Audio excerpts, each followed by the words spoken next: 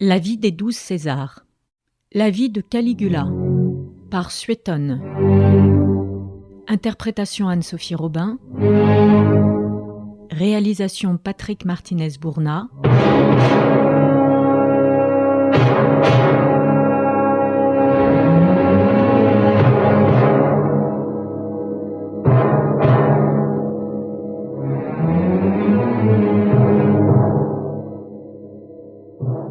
Chapitre 1er.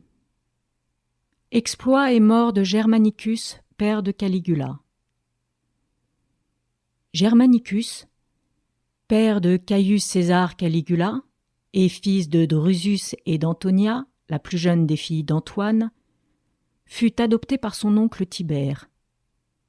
Il exerça la questure 5 ans avant l'âge permis par les lois et le consulat immédiatement après. Envoyé à l'armée de Germanie, il contint avec autant de fermeté que de zèle les légions qui, à la première nouvelle de la mort d'Auguste, refusaient obstinément de reconnaître Tibère pour empereur et lui déféraient le commandement suprême. Il vainquit l'ennemi et triompha. Nommé consul pour la seconde fois, avant d'entrer en charge, il fut, pour ainsi dire, chassé de Rome pour aller apaiser l'Orient. Après avoir donné un roi l'Arménie et réduit la Cappadoce en province romaine, il mourut à Antioche, à l'âge de 34 ans, d'une maladie d'une langueur que l'on soupçonna être causée par le poison. En effet, outre les taches livides qui couvraient son corps et l'écume qui sortait de sa bouche, on trouva, parmi ses cendres et ses os, son cœur intact. Or, on croit communément que le cœur imprégné de poison résiste au feu. Chapitre 2. Il périt victime de la haine de Tibère et de Pison. On attribua sa mort à la perfidie de Tibère et aux manœuvres de Caius Calpurnius, Pison. Il venait de prendre le gouvernement de la Syrie et ne se dissimulait point qu'il était dans la nécessité absolue de déplaire ou au père ou au fils. Il ne garda aucune mesure envers Germanicus, et, sans égard pour sa maladie, il l'accabla des plus cruels outrages par ses paroles et par ses actions. Aussi, de retour à Rome, il fut sur le point d'être mis en pièces par le peuple et fut condamné à mort par le Sénat. Chapitre 3. Son portrait, ses vertus, ses talents, sa modération. On sait que Germanicus réunissait, à un degré que n'atteignit jamais personne, tous les avantages du corps et les qualités de l'esprit, une beauté et une valeur singulières, une profonde érudition et une haute éloquence dans les lettres grecques et les lettres latines, une bonté d'âme admirable, le plus grand désir de se concilier et de mériter l'affection de ses semblables, et le plus merveilleux talent pour y réussir. La maigreur de ses jambes n'était pas en harmonie avec sa beauté, mais il y remédia peu à peu par l'habitude de monter à cheval après ses repas. Il tua plusieurs ennemis de sa main. Il plaida des causes, même après son triomphe. Entre autres monuments de ses études, il nous reste de lui des comédies grecques. Il était également affable dans sa vie privée et dans sa vie publique. Et il entrait sans licteur dans les villes libres et alliées. Il honorait de sacrifices funéraires tous les tombeaux des hommes illustres. Ce fut lui qui recueillit le premier de ses mains et renferma dans un même sépulcre les ossements blanchis et dispersés des guerriers morts dans la défaite de Varus. Il n'opposait indistinctement que la douceur et la modération à tous ses détracteurs, quelle que fût la cause de leur inimitié. Il ne témoigna de ressentiment à Pison, qui avait révoqué ses décrets et maltraité ses clients, que lorsqu'il s'aperçut qu'il l'accusait de maléfice et de sortilège. Alors même il se contenta, selon la coutume de nos aïeux, de renoncer publiquement à son amitié et de confier aux siens le soin de sa vengeance s'il lui arrivait quelque malheur. Chapitre 4. Sa popularité. Ses vertus furent amplement récompensées. Il était tellement estimé et chéri de ses parents qu'Auguste, sans parler des autres, balança longtemps s'il ne le choisirait pas pour son successeur et le fit adopter par Tibère. Il jouissait à un si haut point de la faveur populaire que, suivant plusieurs historiens, toutes les fois qu'il arrivait ou qu'il partait, il risquait d'être étouffé par la foule de ceux qui accouraient à sa rencontre ou qui suivaient ses pas.